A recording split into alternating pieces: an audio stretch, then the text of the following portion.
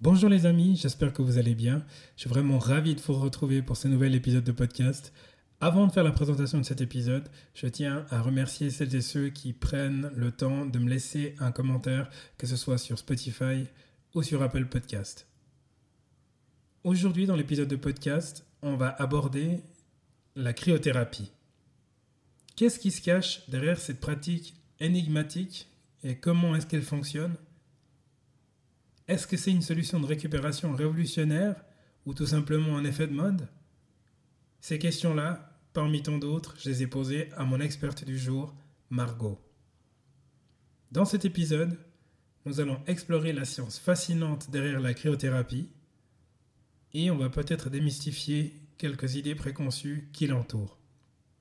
Préparez-vous à plonger dans un monde où le froid extrême peut stimuler la guérison, mais où la vérité est parfois aussi froide que la glace elle-même. Je vous souhaite une très belle écoute. Bienvenue dans Au-delà du mur, le podcast dédié à tous les passionnés de l'asphalte, de la nature ou de la piste. Ici, nous allons explorer les recoins de l'univers de la course à pied, que vous soyez novice ou que vous ayez déjà plusieurs dossards à votre actif. Au fil des épisodes, nous plongerons au cœur de la préparation physique et mentale, nous décortiquerons les secrets d'une nutrition équilibrée et nous nous pencherons sur les enjeux cruciaux de la santé pour vous permettre d'atteindre vos objectifs en toute sérénité. Si vous recherchez des avis d'experts, des témoignages de sportifs, des conseils pratiques pour vous aider à améliorer votre condition physique, à renforcer votre mental et à optimiser votre alimentation, tout ça dans la bonne humeur, vous êtes au bon endroit. Prenez une profonde inspiration, relâchez toutes les tensions, votre voyage au-delà du mur commence ici. Margot Joie, bonjour. Bonjour. Ça va ? Ça va bien, merci. Je te remercie de m'accueillir chez toi, Avec plaisir. d'avoir ouvert un jour férié, un jour de congé pour toi, exprès pour moi.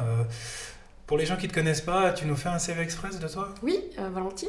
Alors moi c'est Margot, de métier je suis assistante en soins et santé communautaire. J'ai travaillé pendant 10 ans dans les soins, en hôpital, en EMS. Et puis ensuite, quand j'ai eu mes enfants, j'ai été très attirée par les thérapies du froid. Et c'est là que j'ai commencé à travailler avec la cryothérapie et les immersions dans l'eau froide. Donc ça fait maintenant depuis 5 ans que je travaille avec le froid. Et c'est dans le cadre de ton ancien métier d'ASSC que tu as découvert le froid ou c'est par pure curiosité Alors parce que tu fais c'était du sport ? d'abord par curiosité. Ouais. J'ai beaucoup aimé déjà visionner quelques vidéos sur les réseaux. Et puis ça m'a pas mal intriguée au niveau personnel et du coup j'ai essayé et puis ça m'a bien tenté. En tout cas chez moi ça avait bien marché et puis du coup je me suis lancée. Et quand tu as testé pour toi, est-ce qu'il y avait quelque chose que tu cherchais à soigner en particulier ou pas du tout ? Alors non, c'était plutôt l'aventure à ce moment-là. Vraiment la sensation du froid et comment j'allais gérer mon stress par rapport à la réaction du corps au froid. Ouais. Et pour les gens qui ne connaissent pas justement la cryothérapie, alors c'est vrai que pour ceux qui suivent ce genre de groupe ou ce genre de contenu sur les réseaux, on reçoit très régulièrement de la publicité et des contenus spécifiques, mais c'est quoi la cryothérapie ? Alors la cryothérapie, ça consiste à mettre le corps dans un choc thermique, l'espace de 2 à 3 minutes, pour que l'organisme s'accélère et qu'il y ait une réaction au niveau, il y a une vasoconstriction, des artères, des veines. Et ensuite, quand la thérapie elle est terminée, une fois que le corps il se remet au chaud, il y a une vasodilatation, donc le contraire. Et de là, il y a le flux sanguin qui est accéléré et qui est suroxygéné. Et le système endocrinien, il aura réalisé vraiment beaucoup d'hormones qui va donner après les fonctions au niveau du corps de ce qu'il a besoin. Et pour les gens pour le commun des mortels, qu'est-ce que ça apporte de faire justement une cryothérapie ? Alors, en faisant la cryothérapie, vous allez vraiment rechercher un état anti-inflammatoire, un état antidouleur, un état d'apaisement au niveau de l'organisme. Donc vraiment, vous sentez directement après la cryothérapie qu'il y a tout qui est relax. Donc finalement, on va aussi chercher un apaisement au niveau mental pour les gens qui sont stressés, qui sont nerveux. On va chercher aussi une amélioration au niveau du système de la peau, pour les problèmes de peau. Donc c'est vraiment, comme il y a tout l'organisme en général qui a une réaction, donc finalement la personne, elle va ressentir vraiment une amélioration de sa santé en général. Tu parles de ça comme une experte. Voilà. Étant une experte, donc pour quelqu'un qui a débuté un peu sur le tard, c'est assez extraordinaire. Parle-nous un peu de comment tu es arrivé dans la cryo, parce que ASSC, maintenant c'est toi qui tiens alors c'est pas un salon, c'est l'entreprise en tout cas Free Cryo. Ouais. Est-ce que tu peux nous expliquer la genèse de l'entreprise? Mais oui. Alors il y a 5 ans, j'étais maman de 2 enfants et de là, les horaires dans les soins me dérangeaient un petit peu et j'avais envie de changement, tout en restant en contact aussi avec la santé et le contact humain. Et du coup, tout par hasard, j'ai une amie qui tenait un salon de thérapie et de là, elle accueillait la cryothérapie dans son salon de l'ancienne entreprise d'Hibernatus. Et je me suis lancée, j'ai été engagée et j'ai commencé à coacher les gens qui venaient donc faire leur séance de cryothérapie. Ça demande de la surveillance, ça demande aussi un petit peu de contact avec le client, pourquoi il vient, et puis de suivre un petit peu l'évolution des séances. Et donc j'ai commencé comme ça pendant 5 ans. Et depuis cet été, l'ancienne entreprise a malheureusement terminé ses fonctions et je me suis dit, pourquoi pas, parce que la cryothérapie, j'y crois énormément. Et j'ai pu aussi expérimenter, donc voir que les clients, ils ont eu vraiment de belles améliorations et des bienfaits qui ont été vraiment extraordinaires. Et du coup, ça m'embêtait de lâcher ça. Et je me suis lancée, voilà, en indépendante pour Free Cryo. Ça fait combien de temps? Alors maintenant, ça fera 8 mois. Oh, Ouais. comment ça se passe? Ça se passe bien. J'avoue que j'étais très stressée au départ parce que voilà, c'est quand on se lance tout seul, on se dit on n'a pas d'appui. Enfin voilà, on est vraiment seul. Et finalement, non, c'était tout fluide et puis ça continue à bien marcher, donc je suis très contente. Tu parles de clients, tu es quelqu'un qui vient de la santé. Une des premières questions qui me vient à l'esprit, c'est est-ce que la cryo est remboursée par l'assurance maladie? Alors, il y a quelques années, les assurances ne prenaient pas du tout en compte la cryothérapie. C'est en train d'évoluer et cette année particulièrement, je pense que c'est aussi du fait que je sois dans les soins. Ça dépend qui donne aussi la thérapie. Mais il y a pas mal quand même d'assurances qui prennent en charge. Les assurances complémentaires, elles sont devenues beaucoup plus ouvertes. Et après, on a aussi les médecins qui sont bien ouverts et qui nous font souvent des ordonnances médicales. Ça passe sous la physiothérapie si vous voulez et puis voilà, ça marche bien comme ça. Et qu'est-ce que les gens, on va parler de l'aspect sportif, mais qu'est-ce que monsieur et madame tout le monde viennent rechercher justement au niveau de la cryothérapie? Tu as parlé des bienfaits, mais la typologie des gens qui viennent ici, c'est quoi? Alors, déjà au niveau de la population, il y a vraiment toute personne. On part d'un âge de 14 ans jusqu'à 92 ans. Donc c'est des personnes souvent pour la plupart soit sportives, soit des personnes malheureusement souffrantes de maladies chroniques, donc qui subissent vraiment des douleurs au quotidien et qui viennent vraiment chercher cette antalgie sans pour autant prendre des médicaments encore à côté. Donc ils viennent vraiment chercher ça. Le souci anti-inflammatoire et après on touche aussi des jeunes filles par exemple qui viennent avec des problèmes menstruels, des femmes qui viennent avec des problèmes aussi de la ménopause.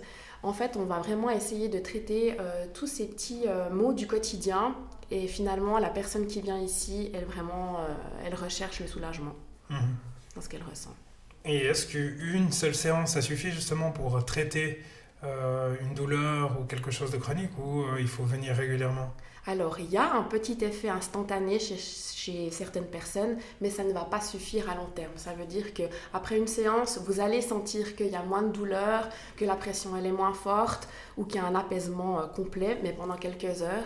Donc, c'est pour ça qu'on encourage vraiment les gens à faire des cures de cryothérapie. Ça veut dire à partir du moment que vous commencez à en faire une, c'est vraiment conseillé d'en faire plusieurs à suivre. Après, ça dépend ce que vous avez et de quoi vous souffrez.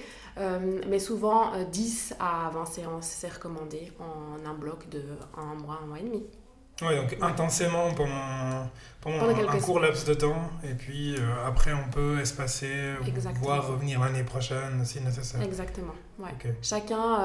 Finalement, chacun réagit différemment et chacun gère. Une fois que la personne elle a connu la première cure, elle sait comment son corps il fonctionne avec. Donc voilà, on a des gens qui viennent faire plusieurs cures par année, donc 2, 3. Et il y a des personnes qui font ça toute l'année, en prévention, beaucoup. Et voilà. Et au niveau des effets secondaires, c'est pas un médicament, mais quand on met son corps dans un caisson froid comme ça, C'est quoi les effets secondaires qu'on peut attendre? Alors, si toutes les conditions sont respectées, il n'y a pas d'effet indésirable après. Par contre, c'est clair que si les conditions ne sont pas respectées, ça veut dire quoi? Ça veut dire que si vous dépassez le temps des 2 à 3 minutes, si par exemple vous n'avez pas respecté le fait de venir à la cryo puis vous n'êtes déjà pas très en forme, vous sentez que vous êtes déjà bien grippé, ou si par exemple vous n'avez pas mangé de la journée, il y a aussi l'effet de la brûlure, donc si vous vous êtes tartiné la peau de pommade avant de venir ou l'épilation, alors là il peut y avoir des soucis qui sont assez conséquents, mais si tout est respecté et tout est bien contrôlé, il n'y a aucun problème. C'est génial. Ouais. Que des bonnes nouvelles. Exactement. Pour quelqu'un qui n'a jamais fait la cryo, donc on va se projeter, j'ouvre la porte de ton cabinet, un plan c'est un cabinet. Donc comment est-ce que ça se passe techniquement, une session de cryothérapie? Oui, alors quand le client arrive, donc déjà il y a la bienvenue. On discute un petit peu ensemble pourquoi la cryothérapie, est-ce que la personne elle a déjà pris connaissance un petit peu de la thérapie en elle-même, pourquoi elle vient et qu'est-ce qu'elle recherche. Ensuite, je fais toujours signer la première fois un petit document justement avec ces conditions à respecter parce que c'est important de mettre vraiment le client au courant et de le rendre aussi responsable de ces conditions-là. Ensuite, je vais expliquer donc, comment ça se passe une séance de cryothérapie. Donc tout simplement, la personne, elle se met en sous-vêtements avec des bonnes chaussettes pour protéger jusqu'à mi-hauteur des chevilles. J'ai des petits chaussons aussi à disposition. La personne enlève ses bijoux, voilà. On va dans la machine. Il y a un petit lift, donc vous avez vraiment tout le corps qui est à l'intérieur de la machine et puis vous avez la tête et les épaules à l'extérieur. Donc il n'y a pas de souci de se sentir trop oppressé. Ensuite, pendant 2 minutes, il y a de l'azote qui tourne autour de la personne à une température entre moins 160 et moins 180. C'est un froid qui est sec, donc la personne n'est pas du tout humide.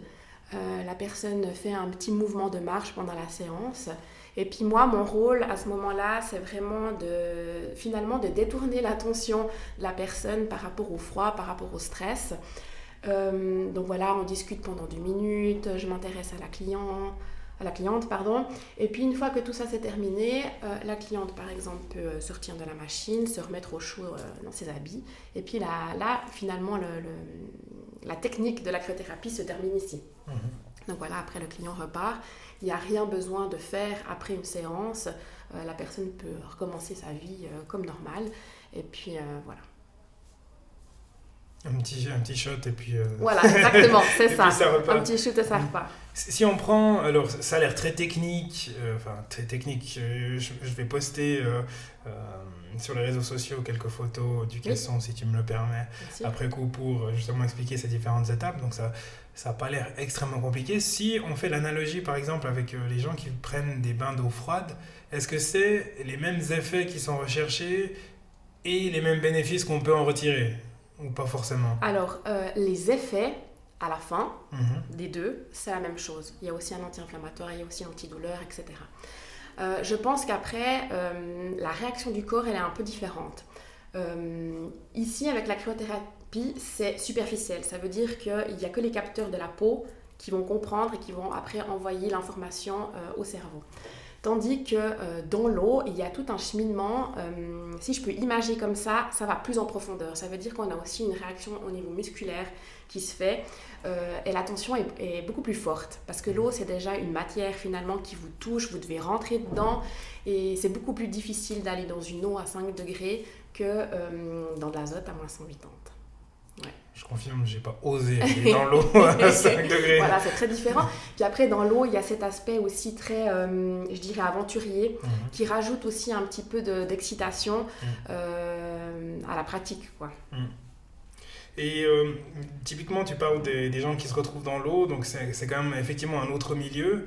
On ne sait jamais trop comment on va réagir face à ce genre de froid-là. Est-ce qu'il y a des contre-indications dans le cadre de la cryothérapie, justement, pour ne pas venir? Tu as dit avant que si on est en état grippal, etc., il faut essayer d'éviter, mais est-ce qu'il y a vraiment des choses, des conditions qui font qu'il ne faut pas venir Oui, alors si la personne, elle se sent justement déjà dans un mal-être, justement un petit virus, mal-être grippal, déjà fiévreux, ça c'est sûr que c'est déconseillé. Si la personne, elle n'a pas mangé du tout de la journée, on fait aussi de la cryothérapie dans des moments de jeûne, mais c'est suivi. Donc si la personne, elle n'a pas mangé toute la journée, mais qu'elle vient le soir, et là, c'est clair qu'il y a un risque de malaise, c'est sûr. Ça demande quand même pas mal d'énergie au corps, donc il faut faire attention. Ensuite, après, ça dépend aussi, voilà, tout ce qui est crème, pommade, huile sur le corps, les épilations avant de venir, comme ça fragilise la peau et que l'azote, c'est un froid sec, ça risque de brûler. Donc voilà, les conditions aussi à respecter, c'est justement de bien protéger ses mains et ses pieds quand la personne, elle vient dans la cryo. Parce que voilà, il y a des gros risques de brûlure. C'est vraiment ça auquel il faut faire attention. Si la personne elle a aussi déjà attrapé un coup de soleil, par exemple, elle ne va pas venir encore après à la cryothérapie. Ensuite, pour les personnes qui sont enceintes, les personnes qui allaitent, ça aussi c'est déconseillé. Pour toutes les personnes qui ont des problèmes au niveau cardiaque, là aussi c'est déconseillé. Les épilepsies et les personnes qui sont en traitement de chimio, ça aussi c'est pas conseillé. Et nous avons encore les personnes qui sont sous dialyse, qui ont des problèmes au niveau des reins. Voilà. Okay. On va changer totalement d'atmosphère. On va quitter justement le côté thérapeutique, enfin pas le côté thérapeutique, mais le côté que moi en tout cas dans ma tête je perçois comme médical, pour partir dans le côté sportif. Et j'imagine que c'est ce qui constitue une partie, si ce n'est une des parts les plus importantes de la clientèle que tu reçois, c'est les gens qui viennent en traitement préventif.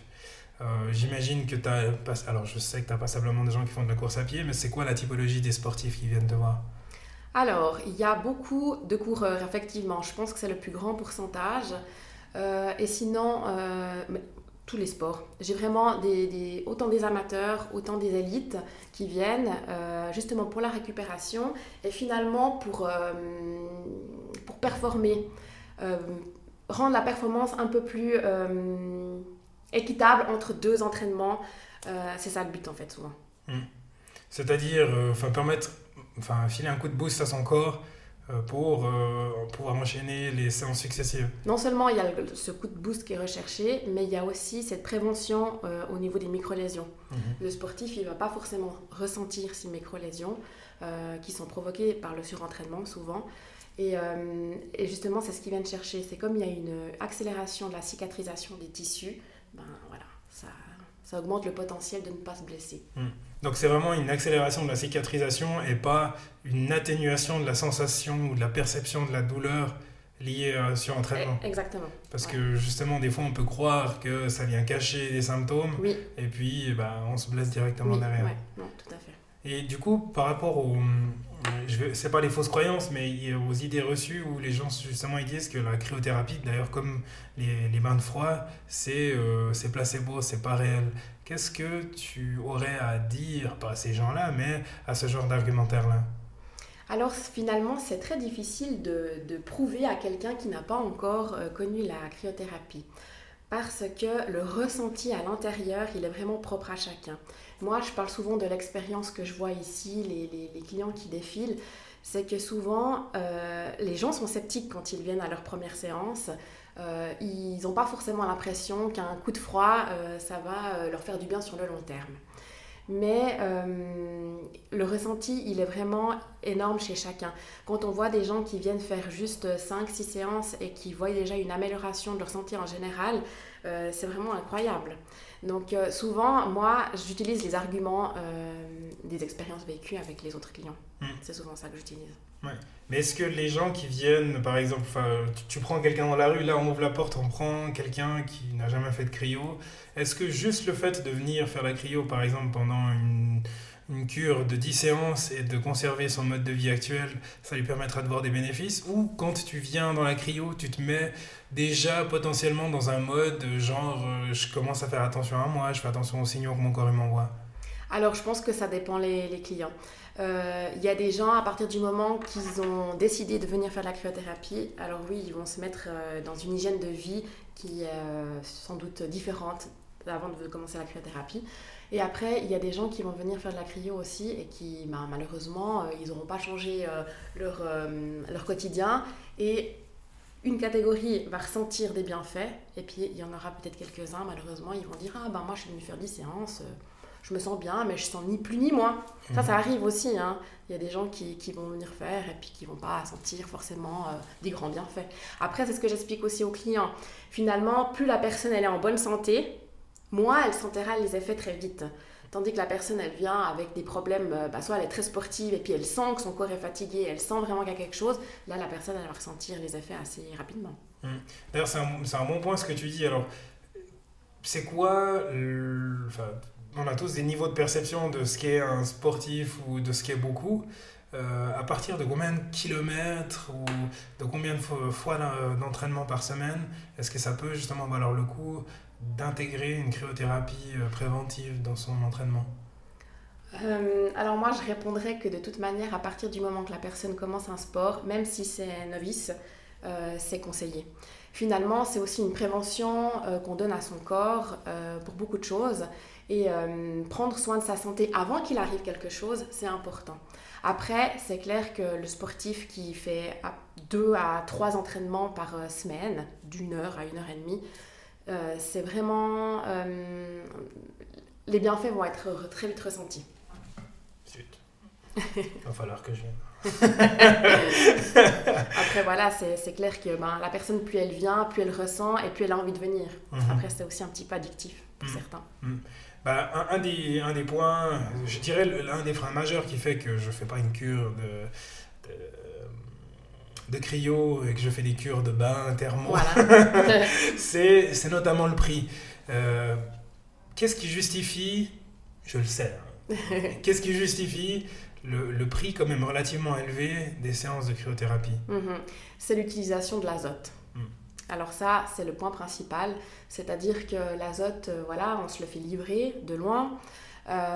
C'est une séance, ça utilise environ à peu près 10 litres d'azote. Donc c'est quand même pas mal. Donc finalement, 2 minutes de thérapie, c'est pas long, mais l'utilisation de l'azote pendant ces 2 minutes, il est extrême et du coup, c'est ça qui coûte cher. Ouais. Et je ne vais pas rentrer dans la technique de la cryothérapie, mais on n'aurait pas moyen de faire ça avec, d'obtenir les mêmes gains ou la même température. Alors, je sais que l'azote, justement, a la capacité d'avoir des températures très basses, mais on ne pourrait pas trouver un moyen de substitution qui soit moins onéreux. À part avec l'eau, mais je ne suis même pas sûre qu'à long terme, ça pourrait être finalement moins cher. Après, ça dépend, si c'est une piscine qui est entretenue et puis que les gens vont faire des bains froids à l'intérieur, je pense que ça peut être moins cher parce que l'eau est finalement toujours la même. Mais si vous utilisez après des bacs à glaçons avec l'eau, c'est à la mode en ce moment, là, c'est aussi un investissement énorme, je pense. Je pense. Je ne connais pas non plus trop, mais je pense. Ouais, les bacs à glaçons ou les bottes, les immenses chaussures qui deviennent hyper à la mode, qu'on voit les footballeurs c'est vrai. Après leur entraînement. Alors maintenant, on voit des triathlètes de plus en plus, donc c'est vrai que c'est des investissements qui sont... Alors tu les fais une fois, peut-être, mais après, pour quel gain réel? C'est toujours la même chose, dès le moment où on a l'impression qu'il y a un créneau, où il y a un filon, le filon du froid, il y a tout le monde qui veut s'engouffrer dedans, et puis c'est vraiment pas facile de faire ressortir ce qui est... vraiment utile ou pas. Après, comme tu disais justement, il y a cette notion de perception qui est extrêmement importante, parce que quelqu'un peut te dire ça marche pas, c'est nul, ça sert à rien, peut-être, mais si ça marche chez certaines personnes et que ça leur permet de se sentir bien, de ne pas se blesser, de performer, qui on est justement pour dire ah non, ça marche pas du tout. Voilà, exactement. Et d'ailleurs, par rapport au prix, c'est ça, le prix est cher, mais les personnes qui ont exercé la cryo préfèrent mettre le prix et puis finalement avoir une bonne santé, ils sentent vraiment la différence, donc ils utilisent ce prix-là aussi pour leur santé. Et ça c'est important. Après, c'est clair que pour la personne qui a fait de la cryothérapie et qui n'a pas forcément ressenti vraiment des bienfaits extrêmes, il ne va pas s'autoriser 3 à 4 cures par année qui coûtent quand même assez cher, quoi. Et justement, tu parlais aussi au début que tu avais repris à la suite d'Hibernatus, qui avait un certain nombre de salles dans le canton, peut-être même au-delà. Comment se porte le milieu de la cryothérapie en Suisse? Je ne sais pas si vous avez un réseau, si tu échanges avec d'autres collègues. Alors, j'ai pas d'échange avec d'autres collègues. Par contre, ce que j'ai pu remarquer, c'est qu'ici, sur Fribourg, je crois qu'on n'est pas beaucoup en tout cas. On est 2. Sauf erreur. Dans les autres cantons, il y a aussi pas mal de centres. Après, je ne sais pas comment ils sont vraiment utilisés. Je ne me suis pas trop concentrée là-dessus. Mais je vois que c'est une thérapie qui marche bien. En tout cas, elle s'ouvre vraiment au monde.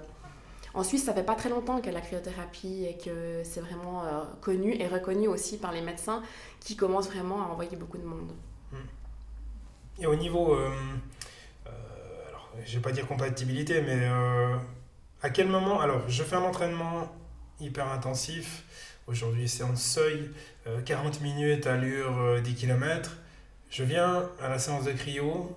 C'est quoi? Alors, tu dis me dis que la cryo, ça permet de récupérer plus vite, de réparer plus rapidement les micro-lésions.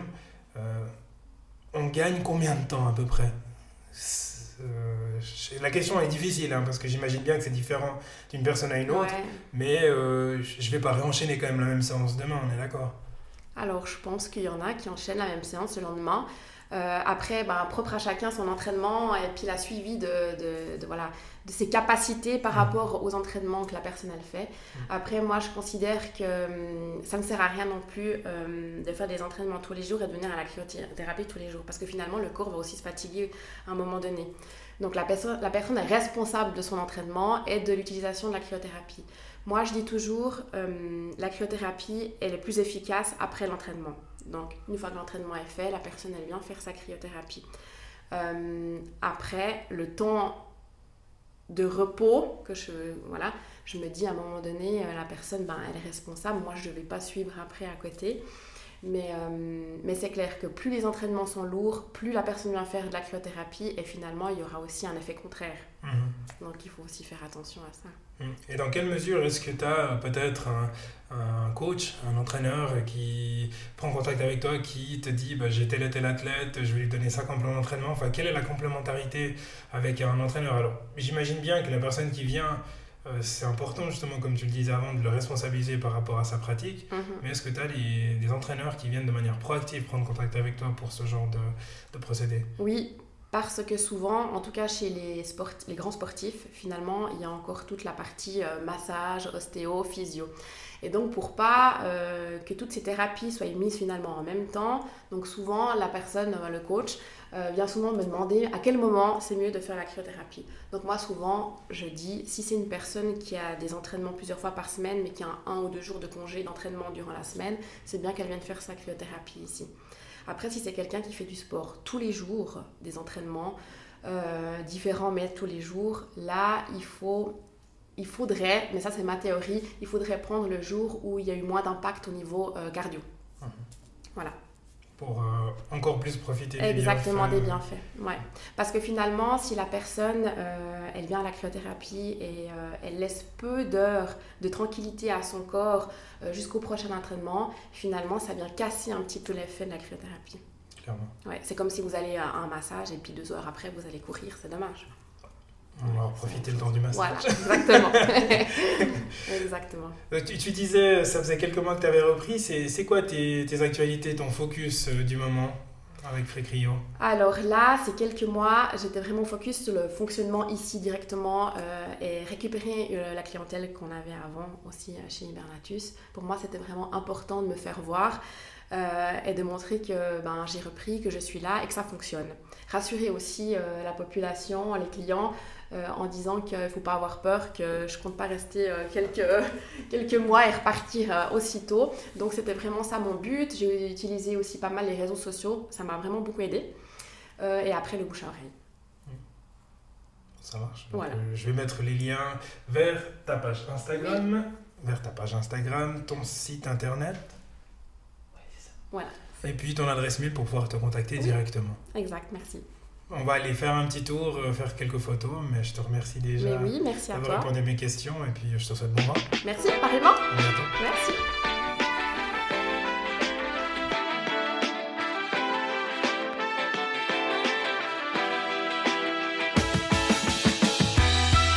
Si cet épisode vous a plu, merci de lui laisser un avis 5 étoiles et partagez-le avec vos amis et votre famille.